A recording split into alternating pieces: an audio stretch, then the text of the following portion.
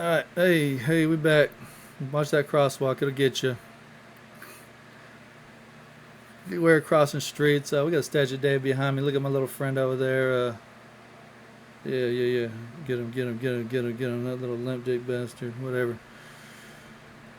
Probably shouldn't be talking about that. I don't know if this is a vulgar episode. This is going to be my Luther Burden scouting video. I'm going to use some content from Just the Tape, another content creator, another YouTube channel. He basically has all the targets and catches for a lot of these wide receivers in this year's draft. This is Luther Burden's one. Just to start things off, let me go over some stats of Luther Burden. I got some PFF shit. I just got some shit I want to touch on first, before I start this video. So career stats: 192 receptions, 2,263 yards, 21 touchdowns, and 11.8 yard average. He also has 34 career rushes for 234 yards, 4 touchdowns. 2023.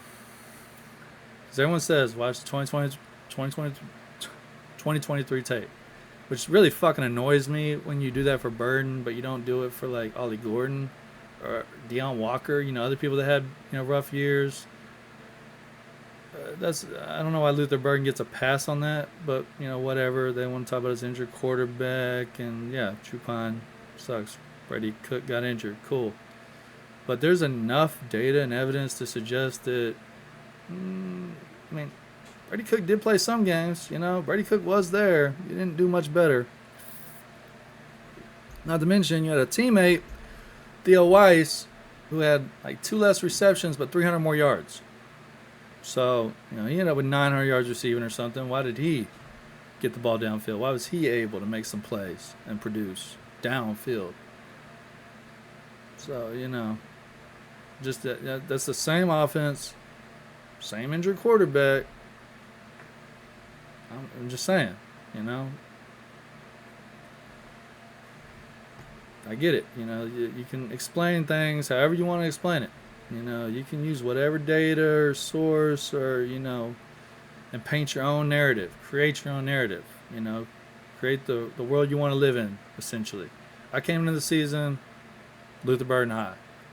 I already kind of looked at some of the stuff that was, skewed with his 2023.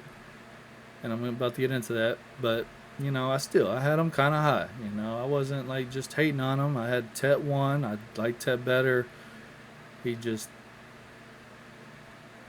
better in my opinion. And he kind of proved that this year. But,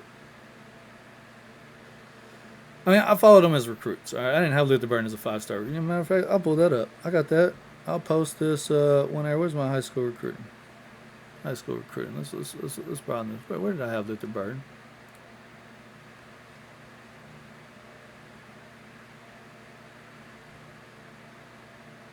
Where's my boy Luther?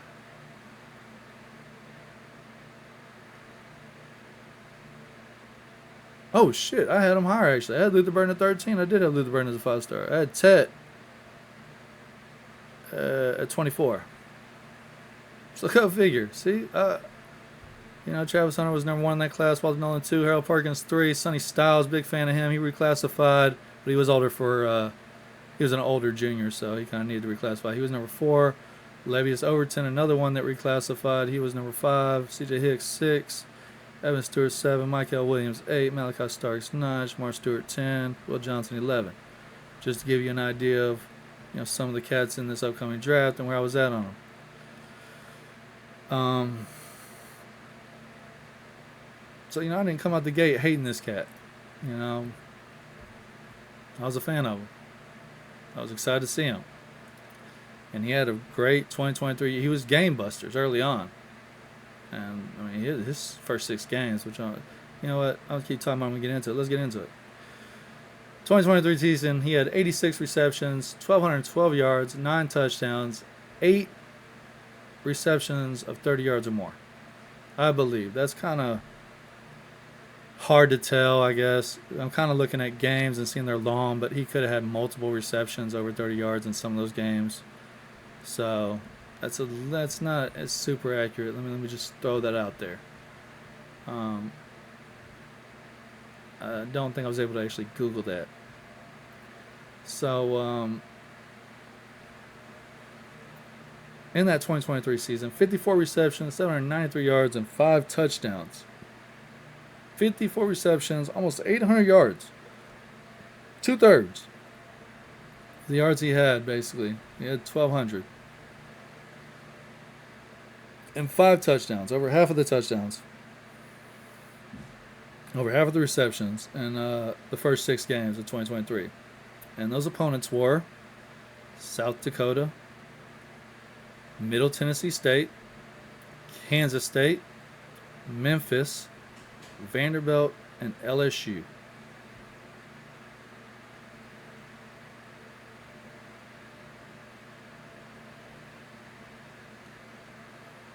Not a lot of NFL talent on those teams. I got his PFF, his receiving grades. After that 6 weeks, and mind you, Brady Cook wasn't injured. Nothing changed. Defenses maybe focused on him. Let's start out with first of all, none of those 6 teams ranked in the top 90 in pass defense that year in 2023. There wasn't a lot of NFL talent on those teams.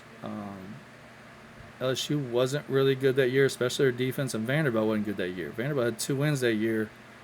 Yeah, they pulled up, right? They beat Hawaii and Alabama A&M. Their only 2 wins that year. Hawaii scored 28 points against them. Wake Forest scored 36 points against them. UNLV scored 40 points against them. Kentucky scored 45 points against them. Missouri 38. Florida scored 38. Florida wasn't good that year. Georgia actually only scored 37. South Carolina scored 47. I mean, it's like this defense wasn't great. Their coverage, according to defense, you got defense, run defense, tackling, pass rush, now coverage. They had over a 70 rating 2 games that's or 2 games that season. Auburn and Alabama A&M. Auburn didn't have a lot of great receivers that year. They had an insane recruiting class in 2024 and added 3: Cam Coleman, Perry Thompson, and I think there's another one.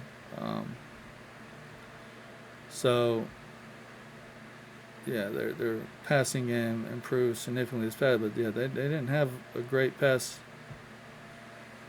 Oh wait, that's Vanderbilt. My bad. Yeah, that's what I was talking about, Vanderbilt. Now LSU, because I want to use the 2 SEC opponents. LSU gave up 45 points to Florida State. Now Florida State was undefeated that year, and then Jordan Travis broke his leg. Yeah, they didn't make the college football playoff. The Crimea River, blah blah blah. Arkansas scored 31. Mississippi scored 55. Missouri scored 39. Alabama scored 42. Florida scored 35. Texas A&M scored 30. Texas A&M scored 30. Wisconsin scored 31 in the bowl game. LSU's coverage. They had a 79 rating against Army, who doesn't pass the ball. Cool. 79 rating against Georgia State. Cool. 72 rating against Auburn, and they actually had a 71 rating against Missouri. That was one of their highest ratings against the SEC opponent. But still, Burden went hard as fuck against them. So just to put some context into that. So Burden's receiving grades after week 6. He only had 1 of an 80 or higher. That was against Florida. It was 80.1. He had a 75.8 against South Carolina and a 76.3 against Arkansas. Now, this is a whole bunch of convoluted numbers, but I'm just showing you I'm doing research. I fucking looked at the 2023 tape. I looked at the 2023 stats, data, numbers, all that shit. You want to talk about his missed tackles forced? Cool. He had 20 missed tackles forced in 2023. Fucking 8 plus 6, 14 plus 2, 16 of them were in the first 6 weeks. He had 4 missed tackles forced in the next fucking 1, 2, 3, 4, 5, 6, 7 games. Next 7 games, he had 4. 3 of them were in 1 game. Who is that? There you go. Florida. He had 3, in which he had 158 yards against Florida. He had a good game against Florida. That was actually his only game over 100 yards after the first 6 weeks. He had 97 against South Carolina. I think that was his other missed tackle. He had 1 missed tackle in that game. Yeah. So, just put the 2023 tape or season into perspective. Like, you go outside the first 6 weeks, what you saw in 2023, the second half of the season, is pretty much what you saw the whole season of 2024. So say what you want, but the evidence was already there in 2023. If you want to watch the 2023 all catches, targets, whatever, NFL Film Room has it. That's another content creator YouTube channel.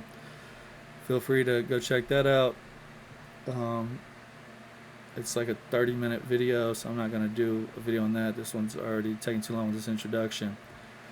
But yeah, I'm going to grade his all catches and probably talk shit about it.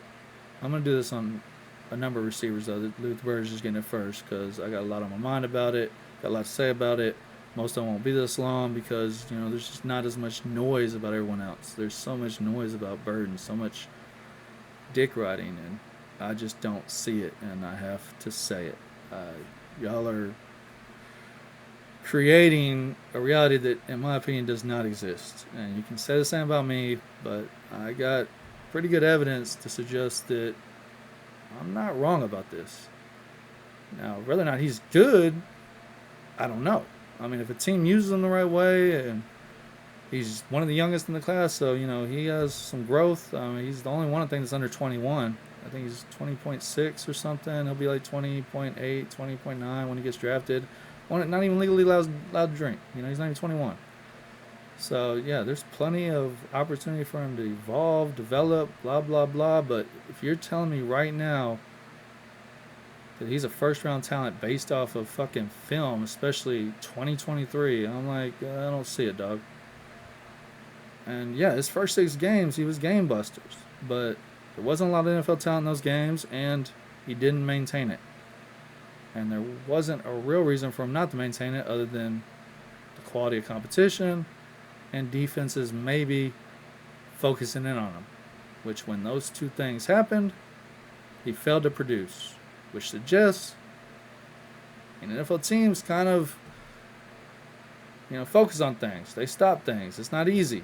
It's not Middle Tennessee State. It's not South Dakota. It's not fucking Vanderbilt. And LSU is supposed to be DBU, but there ain't a lot of DBs highly touted come from LSU recently. Not from 2023 or 2024.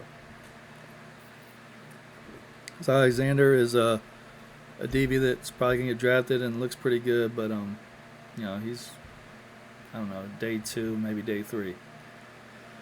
He's not even in my top 10 cornerback rankings, I don't think.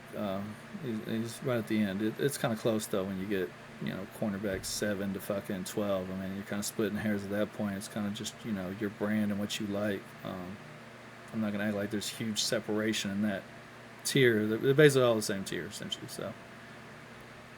Anyways, so we're going to go ahead and start this. All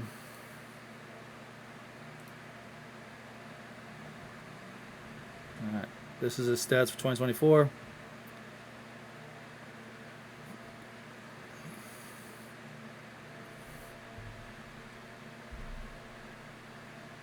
Oh, I wish my name wasn't in the way. Damn, I got my fucking face cam in the way of the opponent. I'll pull it up on PFF. You can pull up their schedule. It goes in order of games, by the way. That was a good touchdown. This is Murray State. There's a pass interference. Not really sure that was a pass interference, but whatever. He got the call. That's cool. Good shit.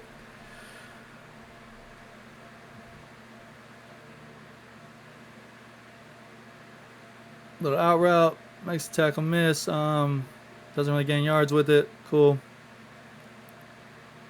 It's always in the slot.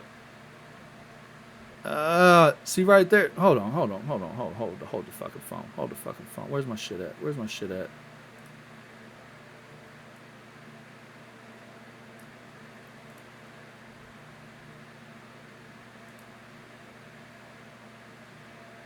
Can you not get to that? Can you really not get to that? He does not lay out for the ball. I get it. He's overthrown. People want to act like that's not an awful throw. Like that damn near seems catchable to me. Like, cool. All right, whatever. Chalk it up as a bad throw. Whatever.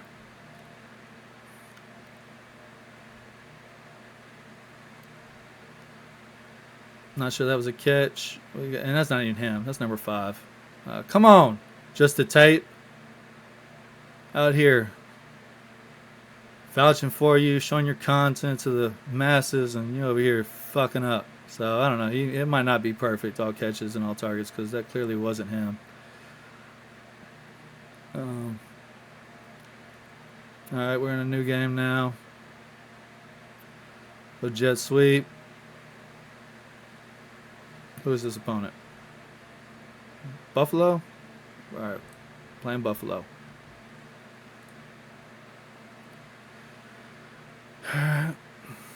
It's always in motion. They're always creating ways to get him out in space, to get him. And a lot of these are designed plays. It's all design. It's not. He's not beating DBs. He's not, winning his battles. It's all design, basically, is what it seems like. That seems like other people ran routes, but that's basically a design play for him.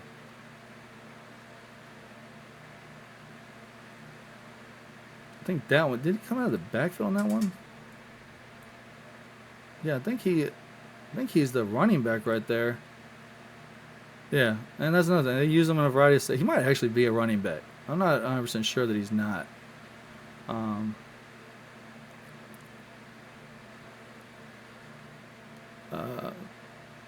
design play. He's playing Buffalo, so yeah, it's a different quality of athlete. Not trying to, clown Buffalo, but just saying, I don't see a lot of top 400 guys in recruiting go to Buffalo. I'm not seeing you killing the transfer market. If anything, if you have a good player, they're leaving your school in the transfer market. So, just throwing it out there.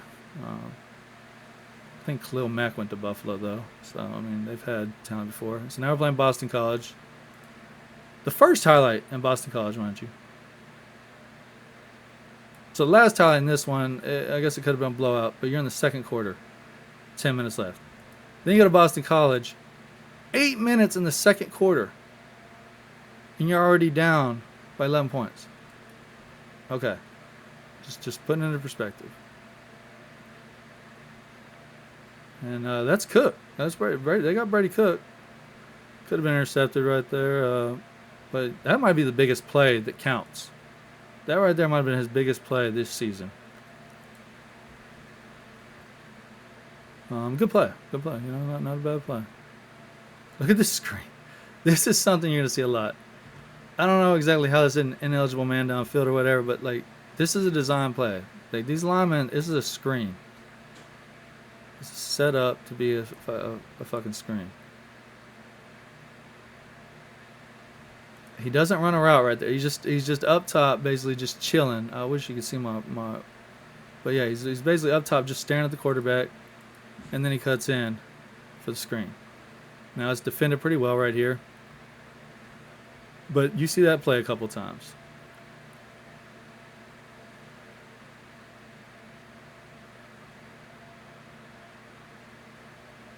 That's just good play design right there. Got him in the slot. Had the other way. Oh, and awful tackling, but he did good. He had burst. We'll watch that. And I just see this. I love the wide receiver kind of does a pick. Boom, stop. Got some, and then I don't know what happens right there. It's like the defenders are scared to make a play or something. I don't. His teammate kind of got in the way, but yeah, this is Boston College once again though. There's a fumble out of bounds. Not a big deal. He does have some attitude issues, I believe. Here he is. They thought he was going to run out of bounds. I don't exactly know. Boston College is almost like scared to tackle him. It's weird. 24-14, so, they came back.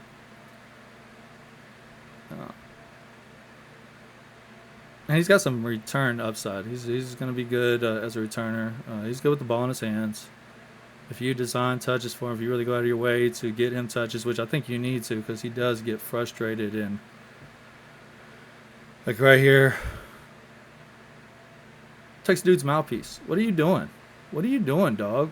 You just take a dude's mouthpiece and throw it. So he's young. He's a little immature. Got some development to do as a receiver and maybe as an individual. This right here, this is what people see too. I mean, it turns something into nothing. It's almost a first down right there. Like, that was a fucking loss of 3. Oh yeah, he threw the ball at the dude's head.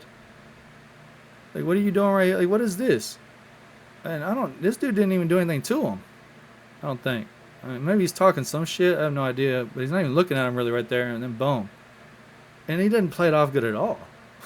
Like, you're just throwing the ball at a dude's head. Cool. There's another one. I feel like you could have laid out for that, dog. Like, man, it ain't that bad. I think the ball, all right. He does not lay out.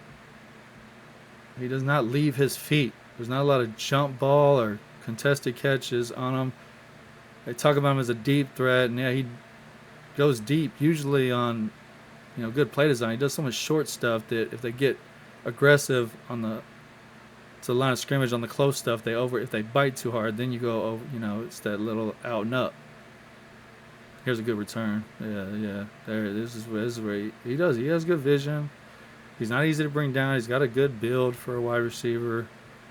It's not all bad. It's not first round talent, but it's not bad. Good burst. Good play design once again, though. Everything's about line of scrimmage, though, mostly. I mean, I'll give you, I guess, the 2 overthrows on deep balls where maybe he could have laid out. And every receiver is going to have that in their film. No receiver's getting hit every time they're open deep. So, I mean, I got so many highlights of Xavier Worthy with Patrick Mahomes, the best quarterback in the history of football, supposedly. And he's missing Xavier Worthy. I thought he'd be an upgrade to Quinn Ewers, and shit, he was just as bad at the deep ball to Xavier Worthy as Quinn Ewers. No, I'm not saying Quinn Ewers is as good as Patrick Mahomes, but if you watch them throw deep balls Xavier Worthy, other than that Super Bowl one, it's like the only time he connected was, alligator arms. We got alligator arms. I'm over here getting distracted. Let's focus on Bird. Fuck Xavier Worthy, fuck Quinn Ewers. We got alligator arms. Woo! It's in his hands. He's got it, dog. It's in his hands. What a pause right there. And he gets scared. Scary ass. That wasn't a bad throw. That wasn't a bad throw at all. It was on the fucking money. Maybe it was a bad decision with that safety coming over. Maybe it was a good play by the safety.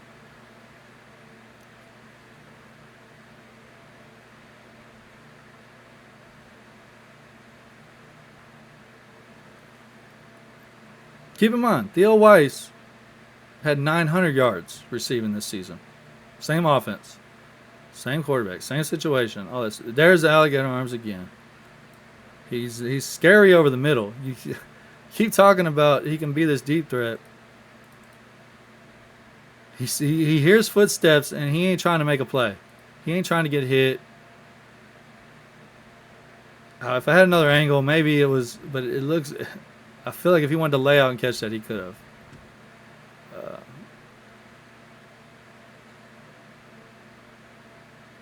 Or maybe he just doesn't have a catch radius. I don't know. That ball is not that far away. Quarterbacks don't throw the ball on the money. They throw catchable balls.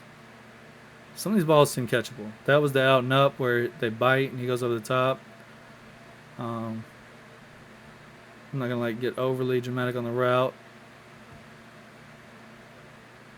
Wait, what just happened? I guess I went back too far. I don't know what I just did. I was trying to see this out and up again. Is this the out and up? So there he is. He kind of starts going up before the dude bites, but I don't know, that the dude just didn't time enough, or maybe he did time right. But either way, he scored. I mean, can't say he did anything wrong there. And that's kind of a bad throw. Not much he could have done with that. That was a weird thing, but this is the first play. 15 minutes in the first. That's the one of the few where he actually jumps up and wins it. That's a great back shoulder pass. Hold on, I gotta talk about this because this bothers me a lot. This is a pet peeve with all wide receivers. I love how he stops. Now it is kind of back shoulder because it's going to the sideline, so it's not leading him downfield. It's leading him to the sideline, and he does do a good job giving him space. He's where the numbers are, so there's good space for him to,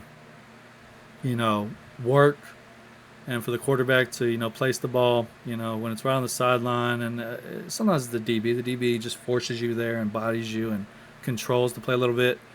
But it could be alignment and other things. Either way, I'm going to give him credit here for giving that space. But, yeah, he's stopping right here. And he's going to attack the ball. And what you do right here is, first of all, the DB is already step for step with him, so this might not be the best example to do it, but I love it when wide receivers play the ball at its highest point or attack the football. Don't wait for the ball to come to you. Don't let the DB have an opportunity to make the play on it. If you, in this situation, because there's a lot of times where wide receivers are overrunning the ball's maybe slightly underthrown. They want to try to score a touchdown, so they don't want to slow down their stride. So they'll just keep sprinting and try to catch it behind them like this, putting the ball in between them and the defender. If the ball's in between you and the defender, that means it's 50-50 between you and the defender to make a play on the ball. If you stop and put yourself in between the defender and the ball, you make the defender have to play through you, which draws penalties, draws flags. It also maybe makes the defender run by you or misplay the ball if you time it right and do it right. Where you can catch the ball, because in college the pass interference is only 15 yards. NFL, it's a spot foul, so it's good. But either way, if you catch it, you still have an opportunity to make more of it. And it's almost like someone going offsides. You got a free play, essentially. But the DB's not looking back. He's watching you to look back. The second you look back, that's maybe asking a lot for you to process it that quickly. But you should have good enough ball skills, enough experience seeing the ball in flight with your quarterback to know the trajectory of the ball and how it's going based off your speed and, how the ball is pretty quickly. And, he does it pretty quick right here. The second he turns around, he basically knows he needs to stop and adjust. And he does a great job here. And it's a good play. But overall, wide receivers in general, just attack the football, please.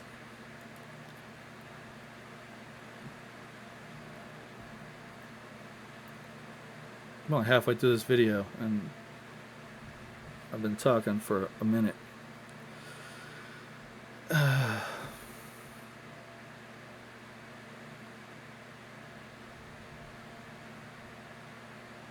Oh, this doesn't count, sadly. And I wish someone did mile per hour data on this, because I can't find mile per hour data on his speed. I want to see what his top end speed really is. But there's a flag, so that didn't count. That would have been his longest play, 75 yards. It was a busted coverage. He didn't do anything special. The quarterback, I guess, looks him off.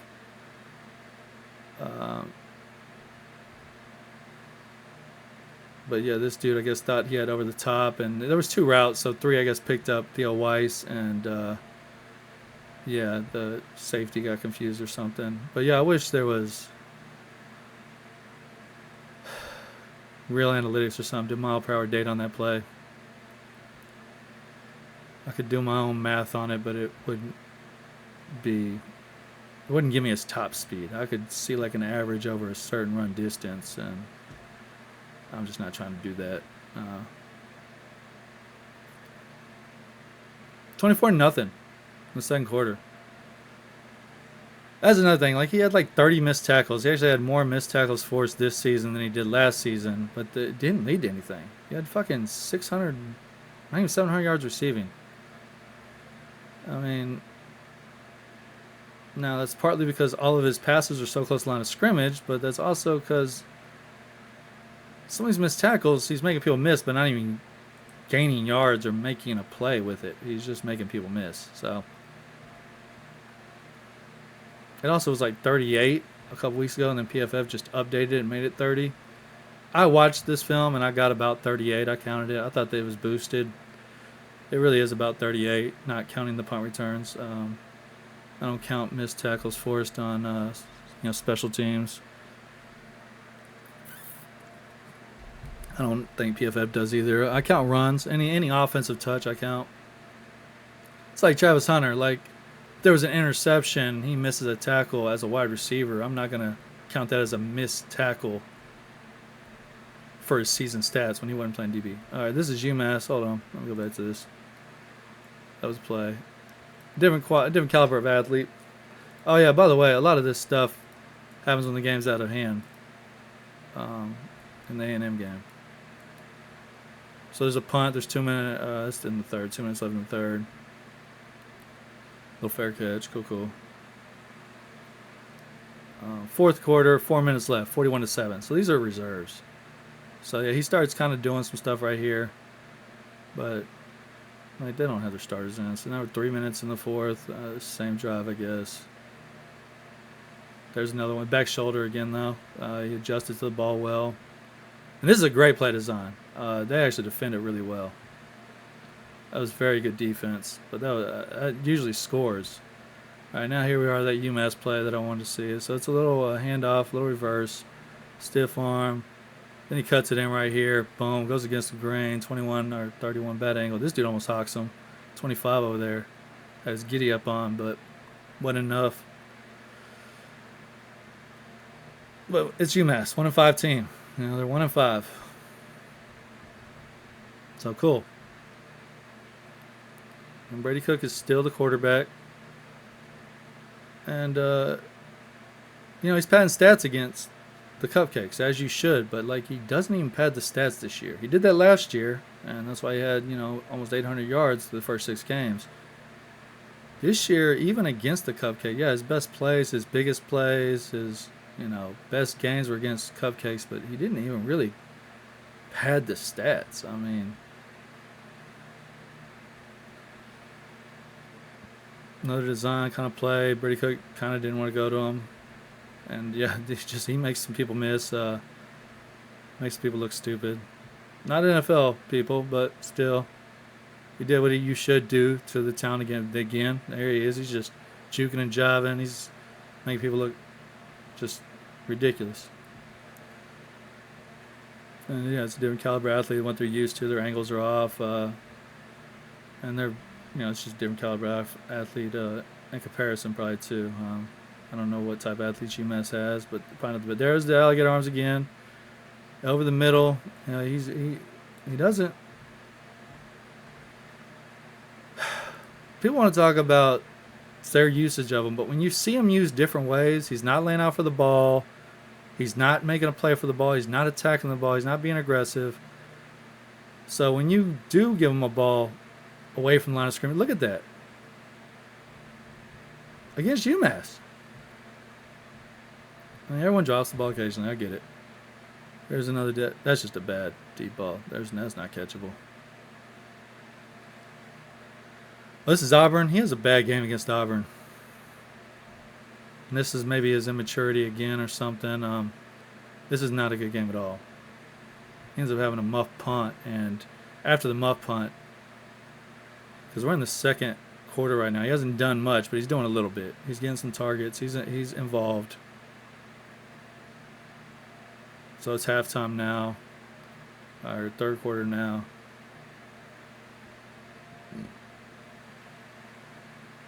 There's the screen. It's hit the lineman. All right, here's the muff punt. 11 minutes in third quarter, muff punt. It's 10-3 game, 17-3 now. So they get the ball back, next drive, I guess.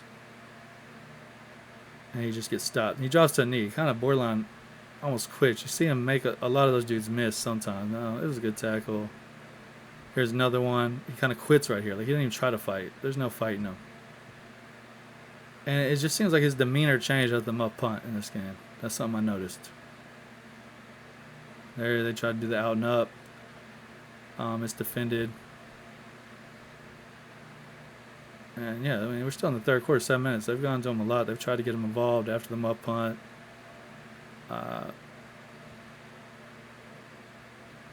Here it is. I mean, it's just a bad throw.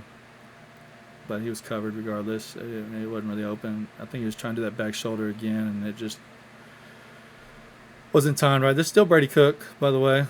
Now, ooh. I just changed something. Let's go back to that. Is that it?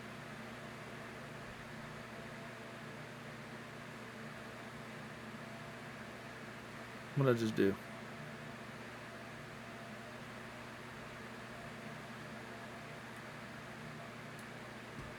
Shit. I accidentally clicked on something and I messed up my fucking film. Alright, here we are. We're back.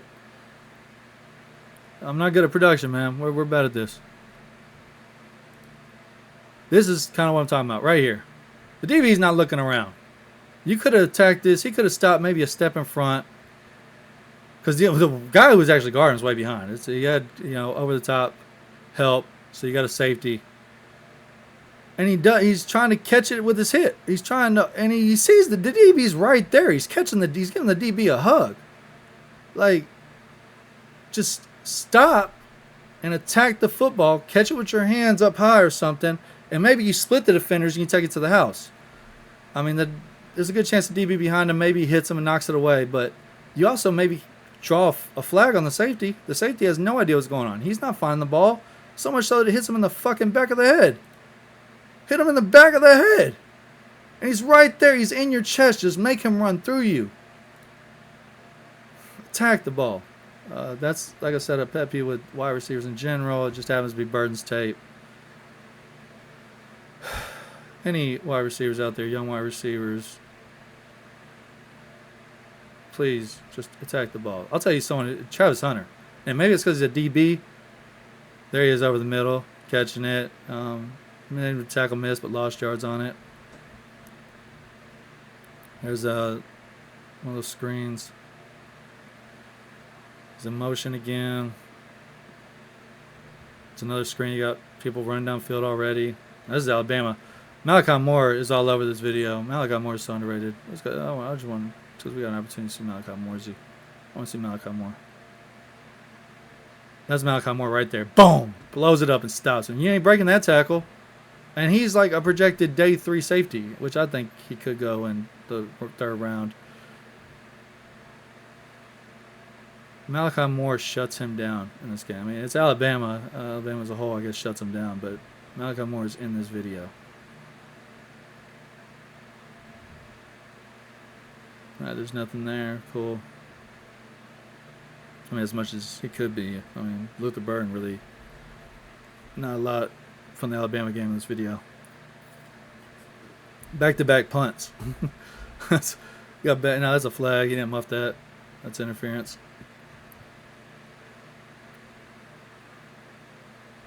This is another one, I think, actually. This is Malachi Moore. It hits him in the head. So we got the same situation right here. He's not finding the ball. He's kind of pushing him more to the sideline, like I said. And boom, it hits him right there in the head, right there. He did have his head turned a little bit, though, but that was just good coverage, probably. There's Malachi Moore. Kind of just throwing him down. He did get like 3 extra yards, though, because he rolled forward or spun forward.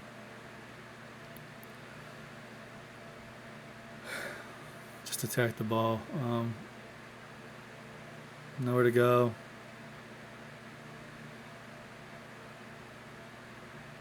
And, there's NFL talent in Alabama, so they're containing. They have side-to-sideline speed. And a lot of these design plays for them, just aren't good. Now, there's better offensive coordinators, better offensive talent around them in the NFL, so I'm not going to act like an offensive coordinator, someone can't get him open, but he's not doing a lot with a lot of the design plays, and the NFL offense can't afford to design plays for an individual like this when it's not going to lead to production. Here's Oklahoma. He's making a lot of people miss.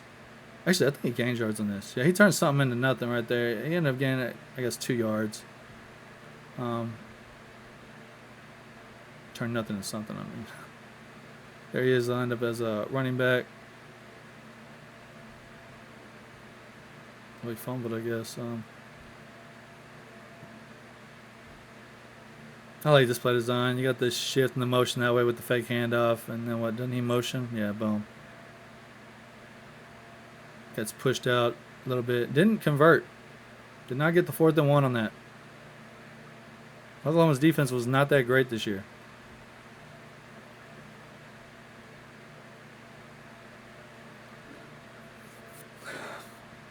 Maybe I'm a hater. Maybe I'm a hater.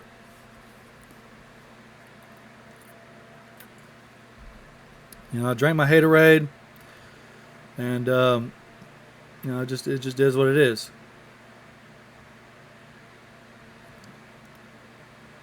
Did he drop that? What happened there?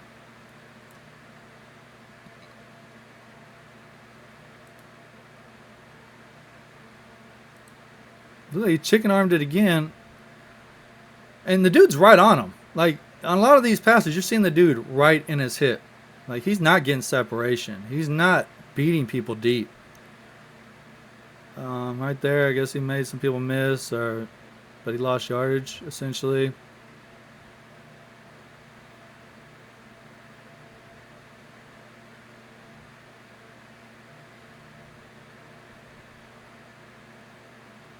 So, I mean, it's not like what you saw against UMass or Buffalo or, you know, some of those teams where he was just, you know, weaving all through the field, making people look stupid and ridiculous. This is actually a touchdown. The DB falls down. The safety, he gets a touchdown. 5 couldn't, no, I guess stepped out. But yeah, the DB fell down.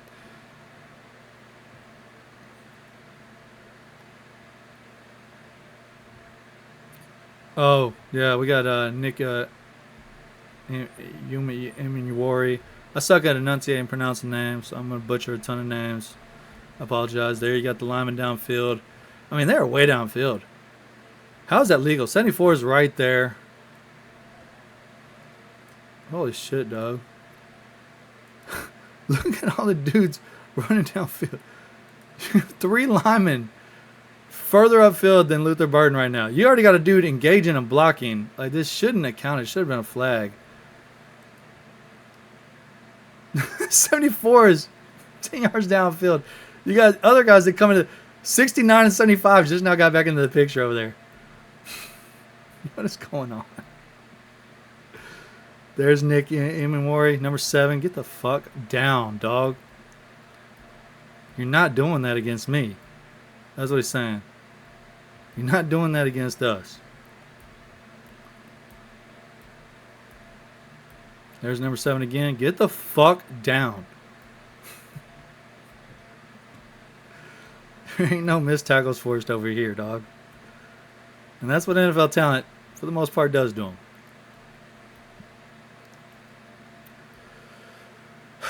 I got him going in the 3rd round to the 49ers, which I think is a great location for him. I mean, if anyone knows how to use them and is willing to use them, Kyle Shanahan's the dude. And he could be a direct replacement for Deebo Samuel. And I think he has more top-end speed and more lateral quickness or giddy-up than Deebo. I do think Deebo's a better receiver, more polished receiver as a prospect or coming out of college. But whatever. There he does a good adjustment. The DB was on him again and didn't find the ball, but he did a good job of adjusting and catching. That wasn't an easy play, so good job.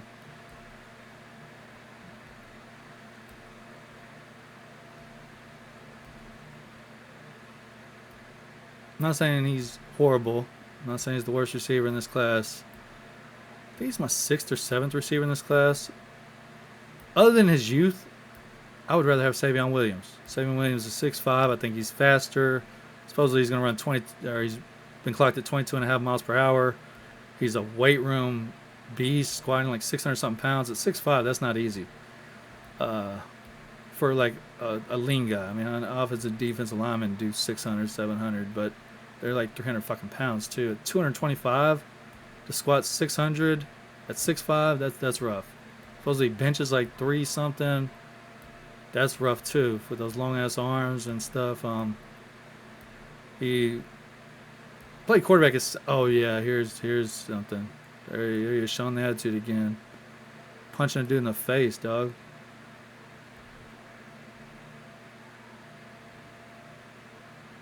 So there's some of this too. Look at that. Bam. Get some, dog. Bitch, don't talk about my mama.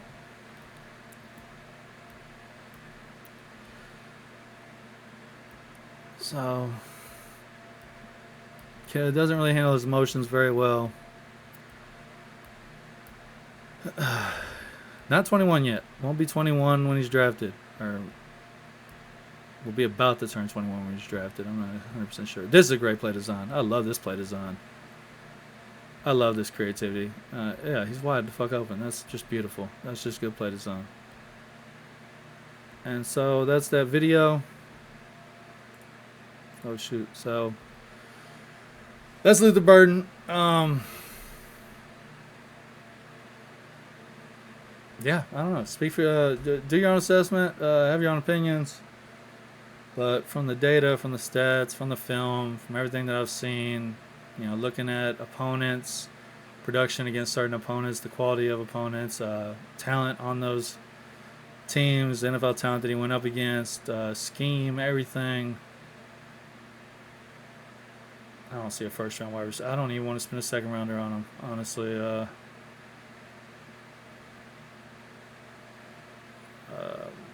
And that's where a lot of my critique comes from, because you say watch the 2023 tape, and I've already put that in perspective, and I've seen the tape.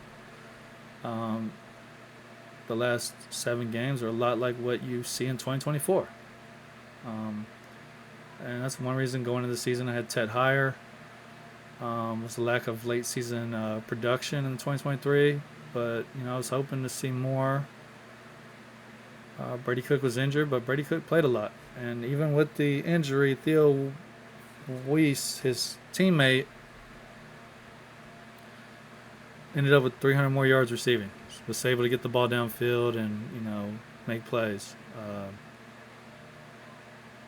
He's also a captain. He transferred there 2 years ago. Now he's older. He's like 23 or something. He's 2 years older. But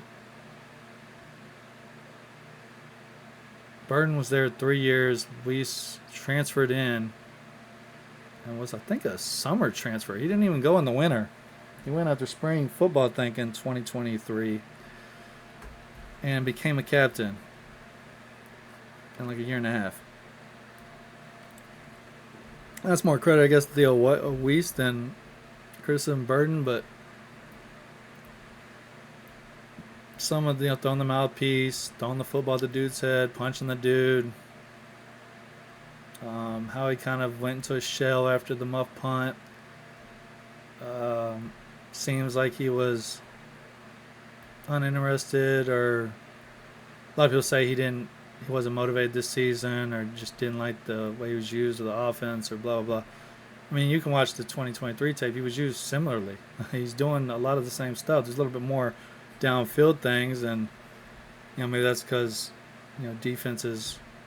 He was a true sophomore and he didn't have a spectacular freshman year. It was okay, but once he started making a name for himself and defense started honing in on him, he was easy to stop. He was easy to control. It was easy to neutralize, and he remains so all through 2024. That's all I'm trying to say. Not that he doesn't have talent, not that he's undraftable, not that he's awful. I'm curious what he runs.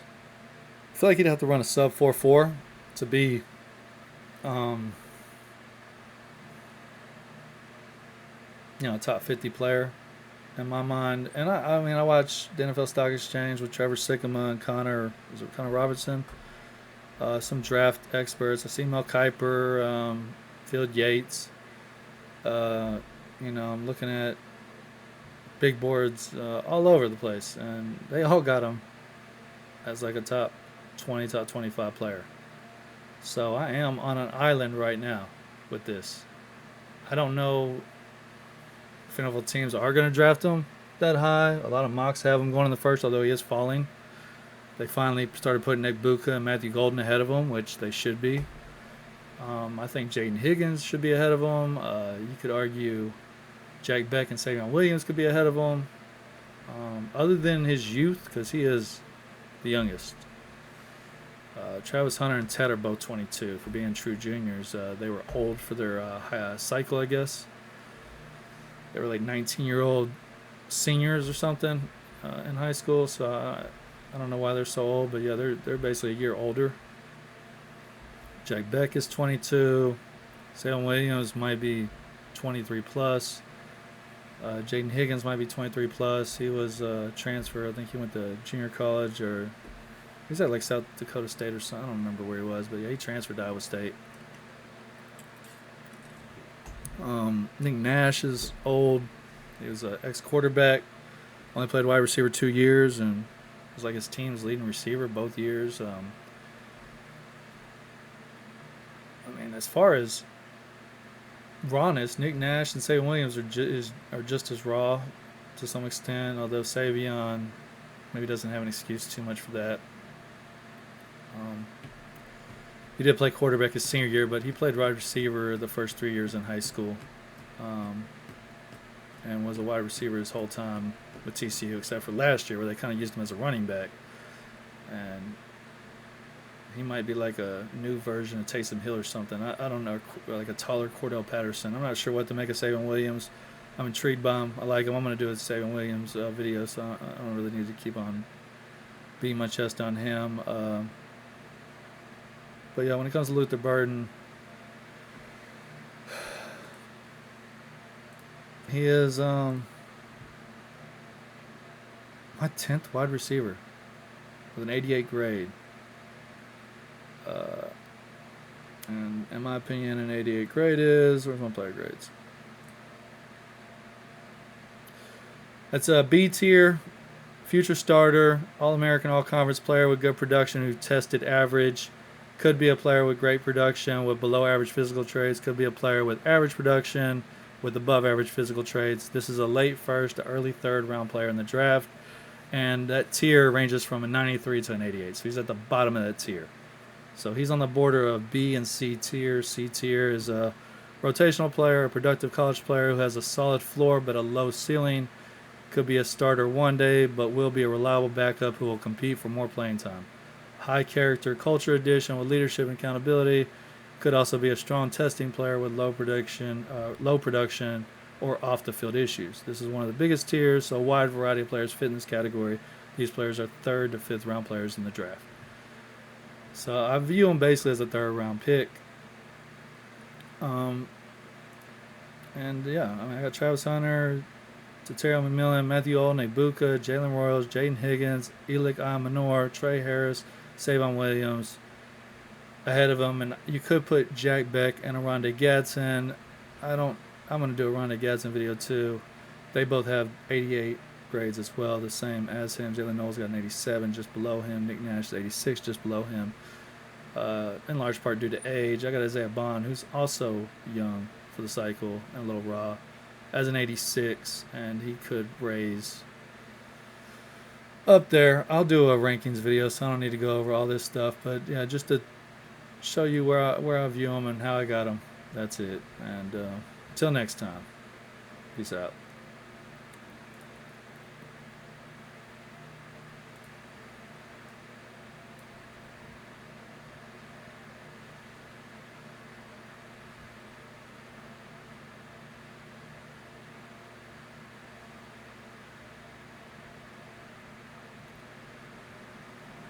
All right, what other fucking shows we doing?